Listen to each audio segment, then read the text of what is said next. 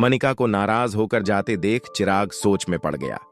उसे लगा कि अगर वो रागिनी को सब कुछ नहीं बताएगा तो शायद वो उससे दोस्ती नहीं करेगी। चिराग को लगा कि अब ये लड़की मेरे हाथ से चली जाएगी, इसलिए चिराग ने उसे आवाज दी, रुको रागिनी, बताता हूं, सब कुछ बताता हूं।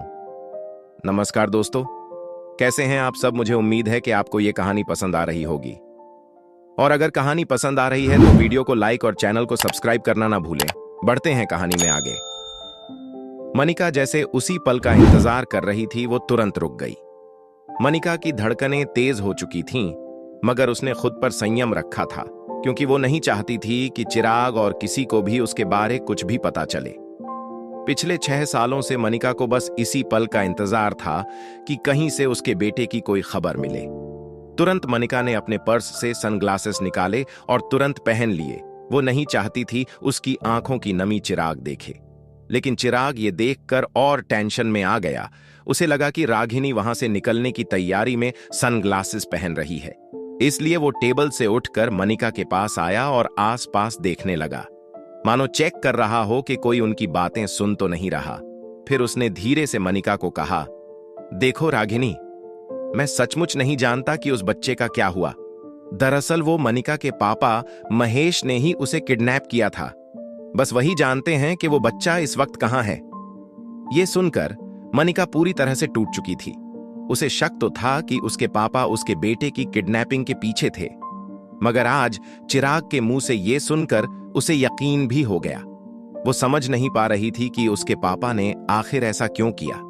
चिराग, जो अब तक मनिका के पीछे खड़ा हुआ था, उसने मनिका के कंधे पर हाथ रखा और फिर धीरे से वो उसके सामने आया। मनिका, जो अपने शौक में थी, वो चिराग को सामने देखकर बिना कुछ बोले बस यहां वहां देखने लगी। मनिका की इस नर्वसनेस को देखकर चिराग ने पूछा, क्या हुआ रागिनी, तुम इतनी नर्वस क्यों हो? वैसे प्लीज अब तुम बुरा मत मानना, लेकिन तुम्हें इन सब बातों से क्या लेना देना। मनिका अब भी शौक में खड़ी थी, लेकिन चिराग का शक बढ़ न जाए इसलिए मनिका ने किसी तरह बात बनाकर कहा, मैं जल्दी से नए दोस्त नहीं बनाती। उनके बारे में जब तक पूरी इंफॉर्मेशन ना हो मैं दोस्ती नहीं करती। चिराग थोड़ा फ्लर्ट करते हुए बोला, अब तो सब कुछ जान लिया मेरे बारे में, अब तो दोस्ती का हाथ आगे बढ़ा दो। ये कहते हुए चिराग एक बड़ी ही फ्लर्टेशियस स्माइल के साथ अपना हाथ आगे बढ़ाता है।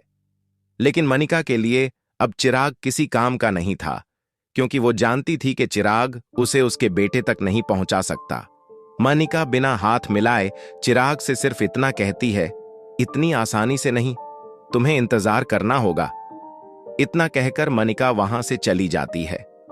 चिराग को उसका बिहेवियर थोड़ा अजीब तो लग रहा था, लेकिन फिर उसने मन में सोचा कि शहर की लड़की है, नखरे तो करेगी ही। दूसरी तरफ पैराडाइज होटल में सिया एक बहुत ही इंटरेस्टिंग गेम के बीच थी। सिया हेडफोन से टीम को इंस्ट्रक्शंस दे रही थी, तुम सब पीछे ही रहो, मैं आगे जाके दुश्मनों का बंकर उड़ा देती हूं। यस, ये बूस्टर हमारी टीम का है, अब दुश्मनों को नहीं छोड़ूंगी। राहुल 1-2-1, तुम एयरबेस पर हमला करो। Ready? 2 blast enemy leader, 1-2-3 boom. हम जीत गए। हमेशा की तरह सिया की टीम जीत गई। गेमिंग की दुनिया में सिया स्वीट एंजल के नाम से पॉपुलर थी। हालांकि उसने अपनी गेमिंग आईडी में कोई फोटो नहीं डाली थी। वो नहीं चाहती थी कि लोग उसकी उम्र देखकर उसे जज करें। कई लोगों को तो लगता था कि स्वीट एंजल कोई बहुत बड़ी इंजीनियर या कंप्यूटर जीनियस होगी। पूरी दुनिया से सिया के फैंस उसे well played, you are the best के मैसेज उसके गेम में करने लगे। इतना ही नहीं, 2 लाख से ज्यादा पेंडिंग फ्रेंडशिप रिक्वेस्ट आकर पड़ी थीं सिया के पास। सिया पर अब इन मैसेजेस की वाहवाही का असर नहीं होता था, क्योंकि अब यह सब कुछ उसके लिए आम बात थी। स्वीट एंजल के नाम से खेल रही सिया फाइट गेम की वर्ल्ड चैंपियन थी। सिया ने अपना टैबलेट सोफा पर घुमाकर फेंका और खड़ी होकर रूम में लगे इंटरकॉम की तरफ गई। उसने सोचा एक चॉकलेट मिल्क शेक मंगवाया जाए। फोन उठाकर वो जब रूम सर्विस का नंबर डायल करने ही वाली थी, तब उसे मनिका की एक बात याद आई। मनिका ने बाहर जाते हुए उसे कहा था, रूम के सामने एक पागल और एक छोटा पागल रहता है। सिया वैसे तो बड़ी अच्छी बच्ची थी, मगर थी काफी शरारती। वो उन बच्चों में से थी जिन्हें कोई चीज करने से मना करो तो वो ये जानने के लिए बहुत उत्सुक होते हैं कि आखिर ऐसा क्या है कि बड़े उन्हें वो चीज करने से मना करते हैं। सिया ने एक बड़ी ही शैतानी मुस्कान के साथ दरवाजा खोला और अपने सामने वाले रूम का नंबर पढ़ लिया, 2401। सिया फिर से इंटरकॉम के पास गई और वही शैतानी मुस्कान के साथ नंबर डायल किया। तभी मोहित मखीजा के कमरे में इंटरकॉम की घंटी बजने लगी। रूम में इस वक्त सिर्फ सनी और आर्यमन ही मौजूद थे। सनी बालकनी में खड़ा अपने किसी दोस्त से फोन पे झगड़ रहा था। किसी गेम में उसके दोस्त की वजह से टीम हार गई थी। सनी उस दोस्त को समझा रहा था कि वो ज्यादा से ज्यादा स्वीट एंजल की गेम को फॉलो करे ताकि वो भी उससे कुछ सीख सके। सनी को बिजी देखकर आर्यमन ने खुद फोन उठाया। आर्यमन अपनी मीठी प्यारी और धीमी आवाज में बोला, हेलो। तभी सामने से सिया हंसते हंसते कहती है, बच्चे हो मतलब छोटे पागल। ये कहकर सिया फिर हंसने लगी। आर्यमन दिखने में हूबहू सिया जैसा था, लेकिन वो सिया से बिल्कुल अलग यानी विपरीत था। आर्यमन अपने होंठ को दांतों से दबाकर कुछ सोचने लगा, फिर बोला, मैं पागल नहीं हूं। सिया की हंसी रुक गई। फिर आर्यमन ने बड़ी मासूमियत से पूछा, क्या ये बात तुम्हें मेरी टीचर ने बताई? ये सुनकर सिया सोच रही थी, मोम ने सच ही कहा था, सामने सच में दो पागल रहते हैं। सिया को अब और ज्यादा शरारत सूझी। उसने आर्यमन को छेड़ते हुए कहा, अच्छा तो तुम्हारी टीचर भी यह बात जानती है। आर्यमन को अपने छोटे हाथों से फोन का रिसीवर पकड़ने में प्रॉब्लम हो रही थी। वो रिसीवर दूसरे हाथ में लेकर फोन के बगल वाली सीट पर बैठा और फिर उदास होकर उसने कहा, टीचर कहती हैं मुझे स्पेशल स्कूल जाना चाहिए। यह सुनकर सिया ने हंसना बंद कर दिया और ध्यान से सुनने लगी। आर्यमन ने काफी वक्त से अपनी उम्र के किसी दोस्त से बात नहीं की थी। सिया की आवाज सुनकर आर्यमन को लगा जैसे उसे उसका कोई पुराना दोस्त वापस मिल गया हो। उसने सिया से पूछा, क्या तुम स्कूल जाती हो? सिया को यह सवाल बहुत अजीब लगा और फिर स्कूल के नाम पर वो थोड़ा चिढ़कर बोली, ऑफ कोर्स मैं स्कूल जाती हूं, हर बच्चा स्कूल जाता है, तुम नहीं जाते क्या? आर्यमन मायूस होकर बोला, मैं स्कूल जाता था जब हम पूरी फैमिली के साथ रहते थे। फिर पापा मुझे यहां ले आए, ये होटल पप्पा का है, अब हम यहीं होटल में रहते हैं, ट्यूशन टीचर यहीं आती हैं मुझे पढ़ाने। सिया ने ऐसी सीरियस बातें पहले कभी नहीं सुनी थीं। उसने थोड़ा चौंकते हुए आर्यमन से पूछा, तो तुम स्कूल नहीं जाते, होटल को घर बनाकर रहते हो? अच्छा तो तुम्हारा कोई फ्रेंड है यहां? आर्यमन पीछे मुड़कर चेक करता है कि कहीं सनी तो नहीं आया। सनी को बिजी देखकर आर्यमन फिर धीमी आवाज में बोलने लगा, नहीं यहां मेरा कोई फ्रेंड नहीं है, यहां मेरे साथ पापा और चाचू रहते हैं। सिया को आर्यमन की बातें अजीब लग रही थीं, पर अब उसे आर्यमन पर दया आ रही थी। सिया ने किसी मैच्योर एडल्ट की तरह गंभीर विचार किया और आर्यमन के सामने एक ऑफर रखा, अच्छा एक बात बताओ, मेरे दोस्त बनना चाहोगे? आर्यमन जिसकी लाइफ में सिर्फ दो चीजों की कमी थी, मां और दोस्त की, और इसीलिए आर्यमन ने तुरंत हां कर दी। उसकी आवाज में जैसे अचानक जोश आ गया हो। सिया ने भी खुश होकर अपने आप को इंट्रोड्यूस किया, आई एम सिया, तुम्हारा नाम क्या है? आर्यमन बढ़ते कॉन्फिडेंस के साथ बोला, माई नेम इज आर्यमन, तुम कहां से बोल रही हो? सिया ने जवाब दिया, मैं तो सामने ही रहती हूं, मैं और मेरी मॉम तुम्हारे होटल में गेस्ट हैं, तुम मुझसे मिलना चाहोगे? यह सुनकर आर्यमन ने बाहर बैठे सनी को देखा। उसे लगा कि सनी तो अपने ही प्रॉब्लम से परेशान है। तब उसने कुछ सोचकर एक हाथ फोन के माइक पर रखकर धीरे से पूछा, मगर कैसे? पापा मुझे रूम से अकेले निकलने नहीं देंगे। सिया ने एक हाथ कमर पर रखकर फोन का रिसीवर सिर पर पटका, अरे तुम छोटे बच्चे हो क्या? देखो तुम ठीक 15 मिनट में मुझे नीचे होटल की लॉबी में मिलो। मैं मम्मी को फोन करके बोल दूंगी कि मुझे पिज्जा खाना है, इसीलिए हम नीचे जा रहे हैं। वो जब आए तब तुम उनसे भी मिल लेना और हमारे साथ पिज्जा खाने भी चलना। अच्छा बाय, अब मैं फोन रखती हूं, तुम 15 मिनट के बाद नीचे मिलना। तभी आर्यमन थोड़ा कंफ्यूजन में अपना सिर खुजाते हुए कहता है, मगर मैं तुम्हें पहचानूंगा कैसे? सिया इंप्रेस होकर कहती है, वेरी गुड क्वेश्चन, एक काम करो, ब्लैक पैंट और ब्लैक टी शर्ट पहनकर आना, मैंने भी वो ही पहना होगा, हमारी ड्रेस से हम एक दूसरे को पहचान लेंगे। आर्यमन को आइडिया पसंद आया। उसने फोन रखा और सनी की तरफ देखते हुए और उससे बचते हुए दबे पांव दूसरे कमरे में चला गया, जो आर्यमन का ही कमरा था। दूसरी तरफ सिया ये सोचकर खुश थी कि इस नई जगह पर उसने नया दोस्त बनाया था। कुछ सोचकर सिया ने अपने मोबाइल से एक MSG टाइप किया, I want to go out for pizza, come fast, और वो MSG उसने मनिका को भेज दिया। कुछ ही पल में आर्यमन अपने कमरे से ब्लैक जीन्स और ब्लैक टी शर्ट पहनकर बाहर निकलता है। उसने देखा सनी अब भी कान में हेडफोन डाले फोन पर बिजी था। आर्यमन में इतनी हिम्मत पहले कभी नहीं आई थी। उसे पता था मोहित को पता चला तो बहुत स्ट्रिक्ट पनिशमेंट मिल सकती है, मगर नए दोस्त और बाहर पिज्जा की लालच से उसे रिस्क उठाने की हिम्मत मिली। आर्यमन दबे पांव मेन डोर तक गया। सनी को पता न चले, इस तरह दरवाजा धीरे से अनलॉक किया और सनी की ओर देखते हुए आर्यमन रूम से बाहर निकल गया। अपने रूम के बाहर अकेले कदम रखने पर आर्यमन का कॉन्फिडेंस और बढ़ गया। उसे अपने आप पर इतना विश्वास पहले कभी नहीं आया था।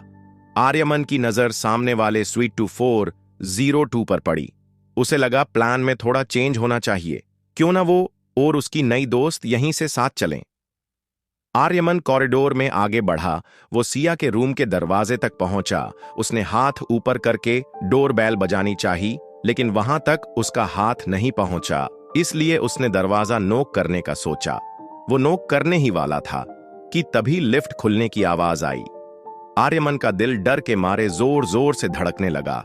उसने सोचा कि अगर मोहित ने उसे इस तरह रूम के बाहर देख लिया तो पता नहीं क्या होगा। आर्यमन डरता हुआ मुड़ा और लिफ्ट की ओर देखने ही लगा था कि तभी उसने देखा कि लिफ्ट से मनिका बाहर आ रही थी। उसके पापा को वहां ना देखकर आर्यमन की जान में जान आई। वहीं मनिका आर्यमन को दरवाजे के बाहर देखकर पहले थोड़ा चौंकी और फिर वो आर्यमन के पास गई और उसके गाल पर हाथ फेरकर बोली, मैं लेट हो गई। एक मां होने के बावजूद आर्यमन को black jeans, black T-shirt और स्पोर्ट्स शूज में देखकर वो भी धोखा खा गई थी और सोच रही थी कि ये उसकी बेटी सिया ही है। आर्यमन बड़ी बड़ी आंखों से मनिका को देखे जा रहा था। उसने पर्स से रूम अनलॉक करने के लिए कार्ड निकाला, साथ ही पर्स से अपना मोबाइल भी निकाला।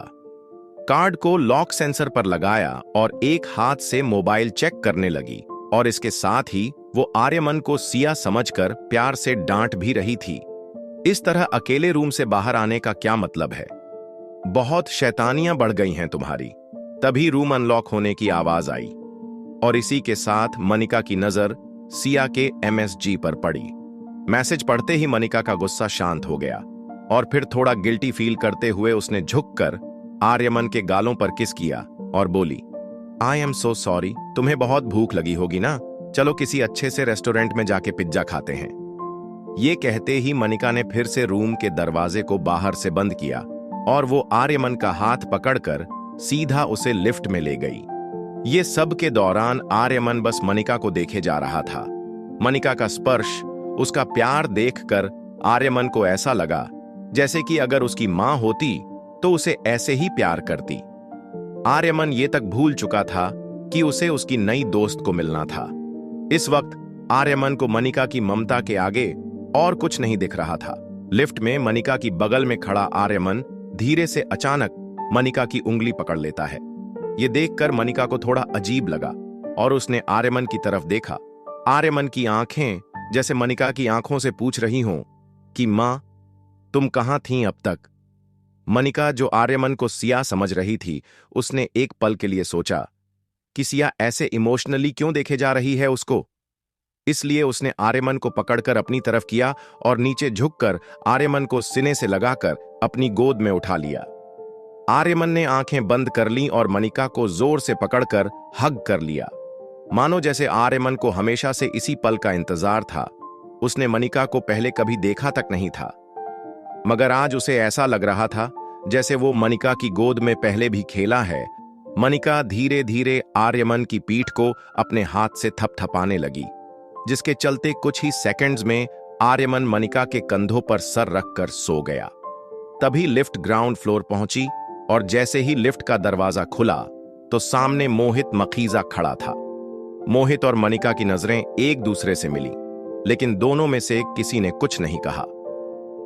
आर्यमन का सर मनिका के कंधों पर झुका होने के कारण मोहित को आर्यमन का चेहरा नहीं दिखा। मनिका आर्यमन को थपकियां देते हुए लिफ्ट से बाहर की ओर निकल गई। मोहित बस मनिका को जाते हुए देखे जा रहा था। ऐसा लग रहा था मानो मोहित अब भी आर्यमन को मनिका की गोद में देख लेगा।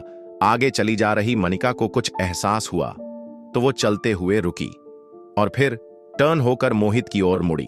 उसने देखा कि मोहित उसी को घूर रहा था। मनिका के मुड़ के देखने पर मोहित को एहसास हुआ कि वो मनिका को एकटक देखे जा रहा था।